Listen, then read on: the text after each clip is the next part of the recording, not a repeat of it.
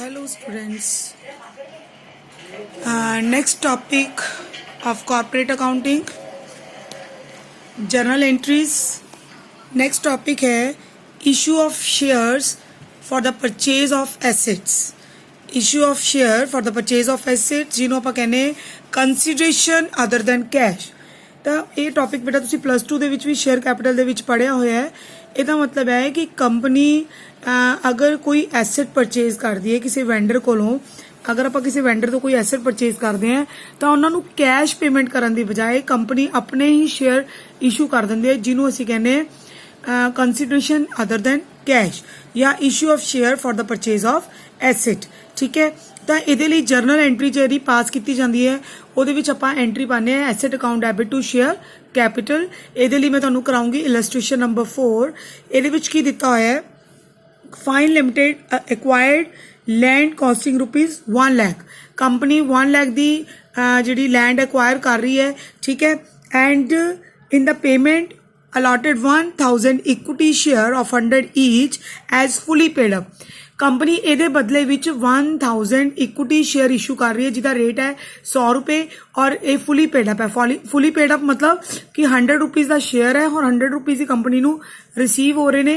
100 into 1000 ਦਾ 1 ਲੱਖ ਰੁਪਏ ਬਣਦਾ ਹੈ, ਠੀਕ ਹੈ। ਔਰ further the company issued 4000 equity share to the public ਤੇ 4000 ਸ਼ੇਅਰ ਕੰਪਨੀ ਪਬਲਿਕ ਨੂੰ ਇਸ਼ੂ ਕਰ ਰਹੀ ਹੈ ਔਰ ਇਹ ਸ਼ੇਅਰਸ ਪੇਬਲ ਐਸ ਫॉलोज ਲਿਖੇ ਹੋਏ ਨੇ।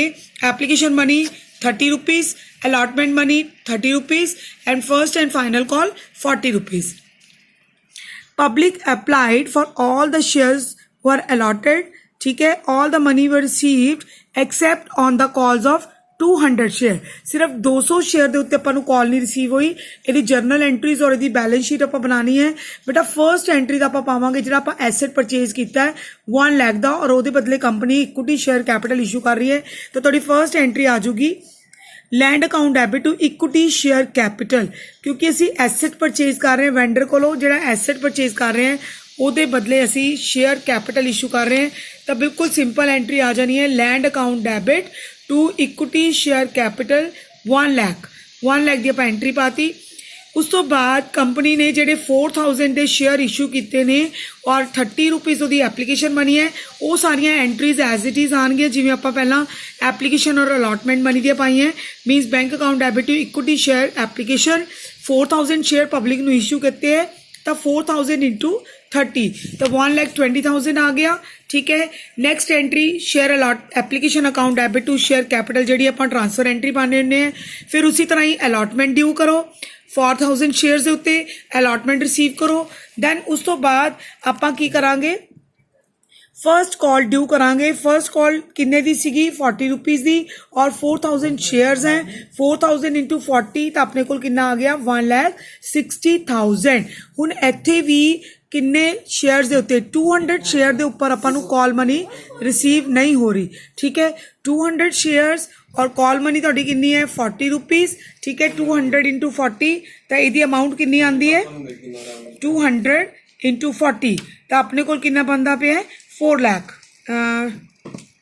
ਸੌਰੀ 4 ਲੱਖ ਨਹੀਂ 200 into 40 ਤਾਂ 8000 ਆ ਗਿਆ, ਠੀਕ ਹੈ। ਤੁਹਾਡੀ ਟੋਟਲ ਕਾਲ ਮਨੀ ਜਿਹੜੀ ਬਣ ਰਹੀ ਸੀ ਉਹ 1,60,000 ਸੀ। 1,60,000 ਤੋਂ ਤੁਸੀਂ 8000 ਮਾਈਨਸ ਕਰੋਗੇ ਤਾਂ ਤੁਹਾਡੇ ਕੋਲ ਰਿਸੀਵਿੰਗ ਕਿੰਨੀ ਆ ਗਈ 1,52,000।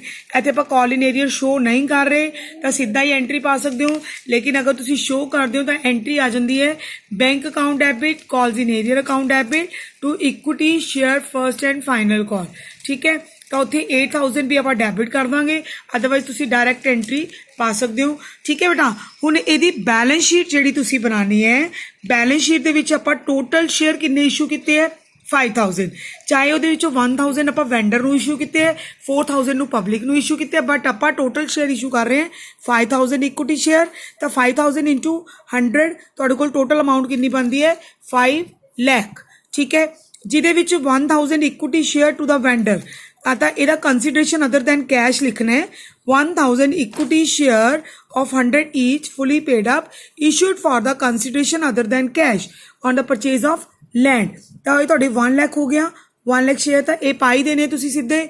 ਉਸ ਤੋਂ ਬਾਅਦ ਜਿਹੜੇ 4000 ਇਕੁਇਟੀ ਸ਼ੇਅਰ ਇਸ਼ੂ ਕੀਤੇ ਹੈ, ਆਪਣੀ ਕਾਲਡ ਅਪ ਮਨੀ ਬਣਦੀ ਹੈ 4 ਲੱਖ, ਉਹਦੇ ਚੋਂ ਕਾਲਸ ਇਨ ਏਰੀਅਰ ਮਾਈਨਸ ਕਰੋ 80,000 ਔਰ ਆਪਣੇ ਕੋਲ ਰਿਸੀविंग ਕਿੰਨੀ ਹੋਗੀ 3,92,000 ਔਰ ਟੋਟਲ ਅਮਾਊਂਟ ਤੁਹਾਡੀ ਬਣਦੀ ਹੈ 3,92,000 और 1 लाख दैट इज 4,92,000 ठीक है। और ये 4,92,000 है बट अपने को शेयर कैपिटल हैगी है 5 लाख ठीक है। हुण एसेट्स दे विच कितना पाओगे नॉन करंट एसेट्स मतलब आपको लैंड परचेज हुई है 1 लाख दी ठीक है।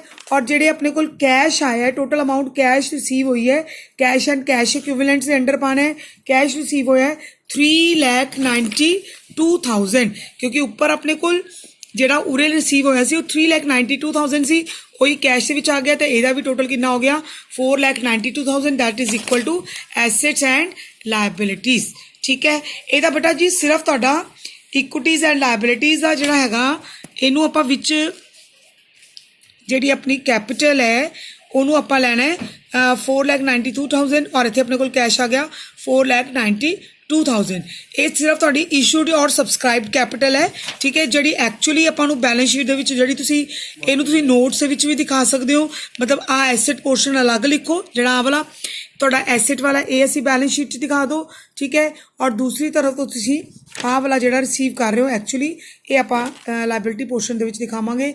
ਇਹ ਹੋਗੀ ਰਾਜੇ ਤੁਹਾਡੀ balance sheet with calls in arrear consideration other than cash. ਇਹਨੂੰ ਬਹੁਤ ਕੇਅਰਫੁਲੀ ਤੁਸੀਂ ਦੇਖਣਾ ਹੈ। ਇਸ ਤੋਂ ਬਾਅਦ ਨੈਕਸਟ ਟੌਪਿਕ ਮੈਂ ਨੈਕਸਟ ਵੀਡੀਓ ਲਈ ਤੁਹਾਨੂੰ ਸੈਂਡ ਕਰੂੰਗੀ ਉਦੋਂ ਤੱਕ ਬੇਟਾ ਜੀ ਤੁਸੀਂ ਇਹਦੀ ਅੱਛੀ ਤਰ੍ਹਾਂ ਪ੍ਰੈਕਟਿਸ ਕਰੋ।